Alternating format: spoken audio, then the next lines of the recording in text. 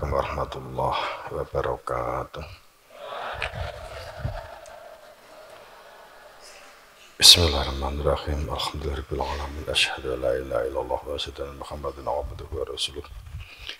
Allahumma shalli ala sayyidina Muhammad wa ala ali sayyidina Muhammad. Kama shallaita ala sayyidina Ibrahim wa ala ali sayyidina Ibrahim wa barik ala sayyidina Muhammad wa ala sayyidina Muhammad. Kama barakta ala sayyidina Ibrahim wa ala ali sayyidina Ibrahim fil alamin innaka Hamidum Majid. Jemaah rahimakumullah yang mungkin yang hadir dan juga yang bagian besar online. Pertama kita memunajatkan rasa syukur dalam posisi kesadaran sebagai hamba yang fakir. Antumul fuqara ilallah. Syukur yang akan membentuk kepribadian kita. Syukur yang akan melekat dalam kehidupan Anda, kita semua. Kesadaran atas yang telah Allah anugerahkan kepada kita. Telinga, mata, dan akal. Kedua, salawat salam pada junjungan kita Nabi besar Rasulullah Sallallahu Alaihi Wasallam. Semoga kita dalam syafaatnya dan dalam kehidupan yang kita jalani selalu dalam wujud petunjuk-petunjuknya, dalam terang cahayanya. Sehingga kita berjalan menuju kepada Dia, sehingga sampai pada pernyataan wa'bud rabbaka hatta ya'tiyakal yakin, menyatakan bahwa menghamba hanya kepada Dia hingga senyatanya hadir keberadaannya. Di semua aktivitas yang kita lakukan ada kehadiran, keluar masuknya nafas ada kehadiran. Ada kehadiran di dalam hati nurani sehingga keluar masuknya nafas disertanya dengan ingatan zikrullah. Sebab saat nafas masuk tidak keluar namanya kembali, saat keluar tidak masuk namanya dalam kegelapan. Bahwa saat ini kita di dalam satu situasi yang banyak yang mungkin masih lanjutan dari peristiwa-peristiwa yang mungkin kita menjadikan masyarakat panik, was-was, atau kita memerlukan satu sikap kewaspadaan yang tinggi dengan adanya pandemi virus saat ini. Banyak kematian mendadak, berita kematian mendadak terus saja masuk berkaitan dengan entah kedampak atau enggak, akan tapi kematian cukup banyak.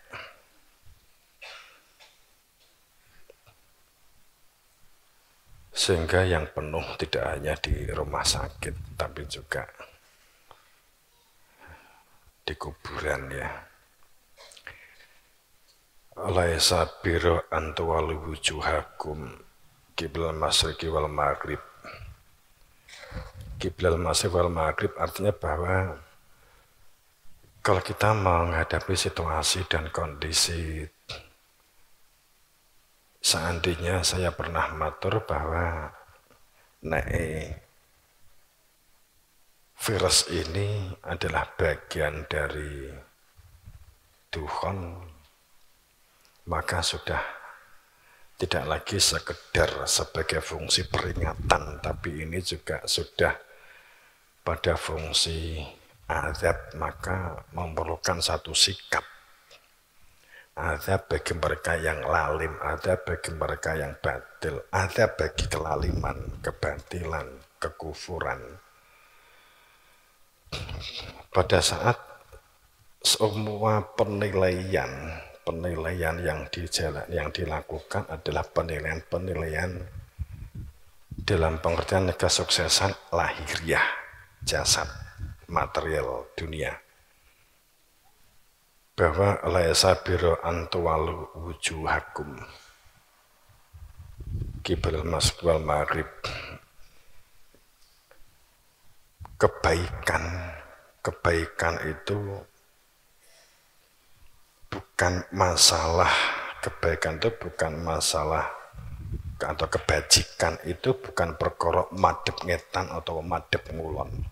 Artinya bukan masalah lahir, bukan masalah gerak, bukan masalah ya'lamu dhuhir, hanya mengetahui yang lahir dari kehidupan, bukan satu tanpa makna, syahadat tanpa makna, hanya mencoba-coba bahwa saya bersaksi atas adanya Allah atau tidak ada Tuhan yang disembah kecuali Allah.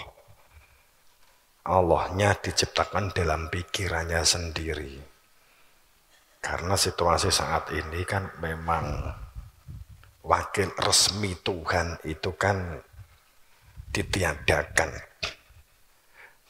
Dalam satu kesepakatan bahwa wakil resmi Tuhan itu tidak ada, itu kan disepakati seperti itu. Akibatnya kebenaran itu dilakukan dengan cara kesepakatan.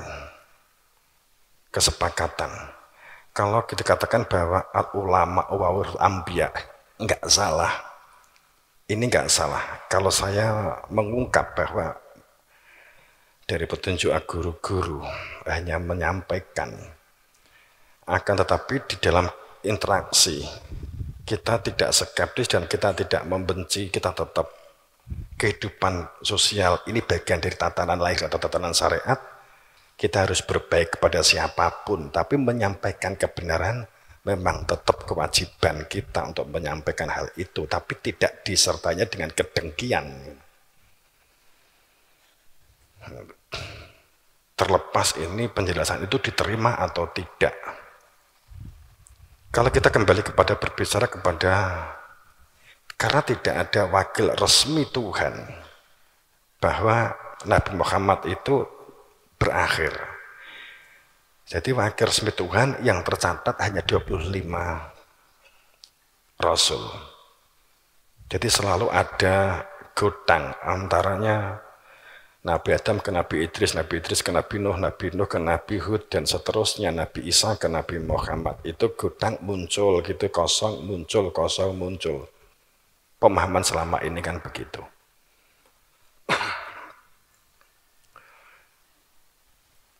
Memang saat kita tidak wakil resmi Tuhan, kalau kita mencari kebenaran, kita bertanya sesuatu tentang kebenaran, tata kelola kehidupan, supaya mengetahui tujuan hidup.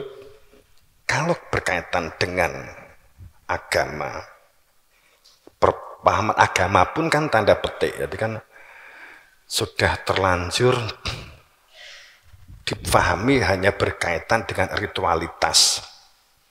Kita ganti dengan kehidupan.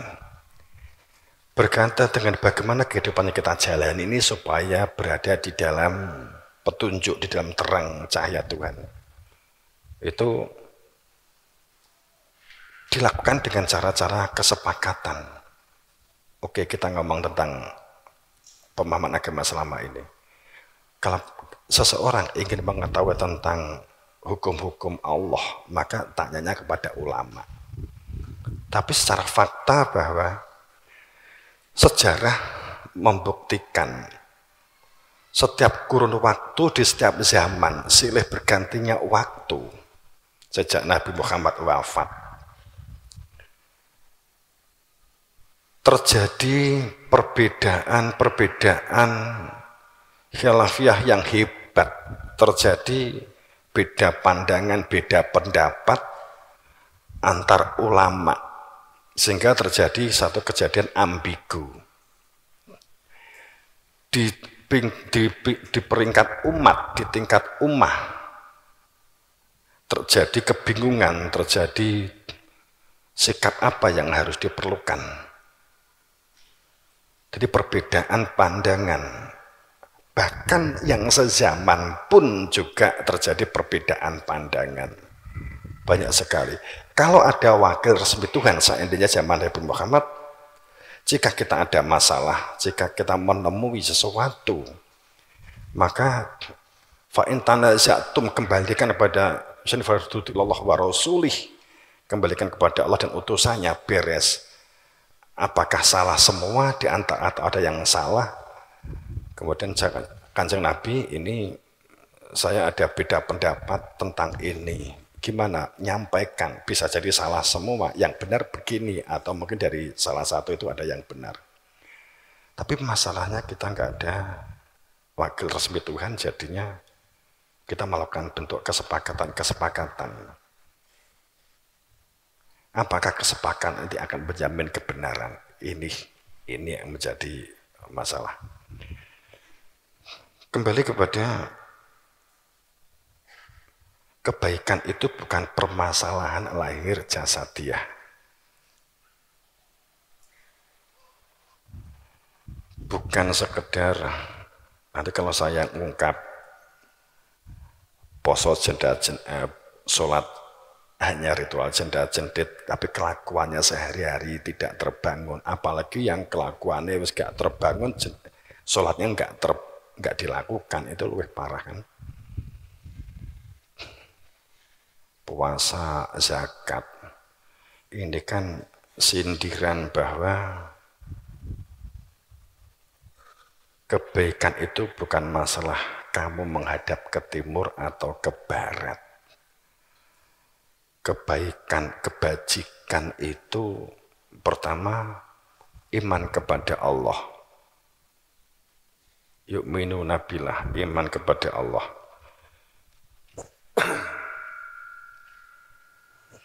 Jadi man amanu billah, iman billah. Billah itu bersama dengan Allah. Sadar bahwa iman kepada Allah itu ada kehadiran Dia, sehingga kita sadar keberadaan Dia di dalam hati. Jadi kalau kita sadar ada kehadiran di dalam hati nurani, itu yang ditetapkan menjadi tujuan di semua aktivitas yang kita lakukan. Kita memiliki tujuan hidup jika keberadaan Dia yang punya nama Allah telah tertanam dalam saya bersaksi senyatanya mengadanya Dia zat al-ghaib, maka kita dikatakan amanu billah. Semua aktivitasnya bersama dengan Allah. Gak ada daya dan kekuatan kecuali daya kuatnya Allah. Kita ada hidup karena ada tiupan dari Allah. Sehingga pada saat menjadi aneh, jadi tidak masuk akal, supaya akal ini masuk bagaimana kan begitu toh? Menjadi tidak masuk akal saat kita telah menyatakan iman, ada butiran keberadaan Dia di dalam dada. Kemudian kita memiliki perilaku-perilaku yang sama sekali tidak menggambarkan amanu, perpecahan. Kita ada ros-ros, kita ada iri, mudah tersinggung, mudah menilai jelek orang lain, langsung kita ada kebencian dan dendam. Ini kan menjadi aneh dan hebat. Bahkan pada saat kita memiliki rasa malas, itu menjadi ironis. Saat kita sadar bahwa tanpa Dia kita nggak bisa apa-apa. Artinya bahwa saat kita iman dengan Allah, ada kehadiran Dia, buktinya itu maka akan terekam dalam perilaku, sifat dan watak, itu akan terekam. Sehingga otak atau akalnya itu untuk dapatnya digunakan supaya berada di dalam rel amanu, rel keimanan. Mau bohong. Ini berkaitan dengan watak dan sifat.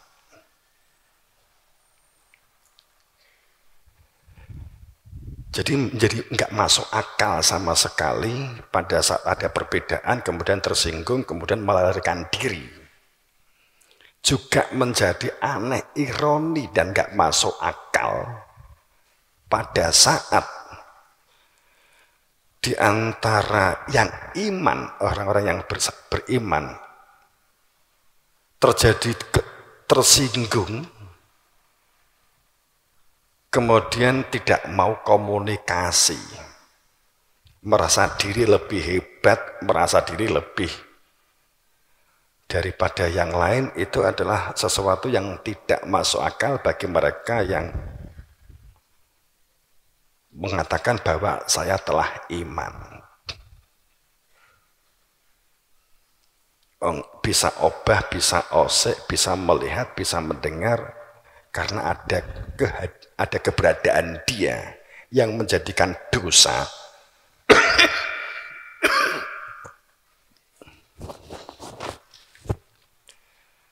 itu akibat bahwa perilaku yang kita lakukan, kita tidak dalam kesadaran sebagai hamba atau diaku. Walaupun bisa, tapi diaku bisanya, pinter diaku pinternya.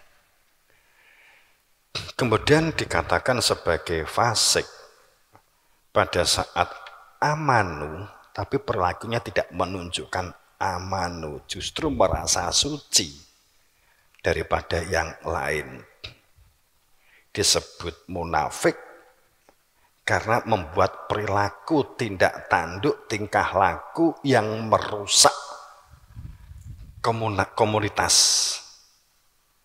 Jadi perilaku yang memecah, perilaku yang menjadi bertikai, perilaku yang menjadikan mudah prasangka. Kita prasangka dan mudah memprasangkai dan membuat suasana orang untuk berprasangka menjadi situasi pecah, itu disebut munafik.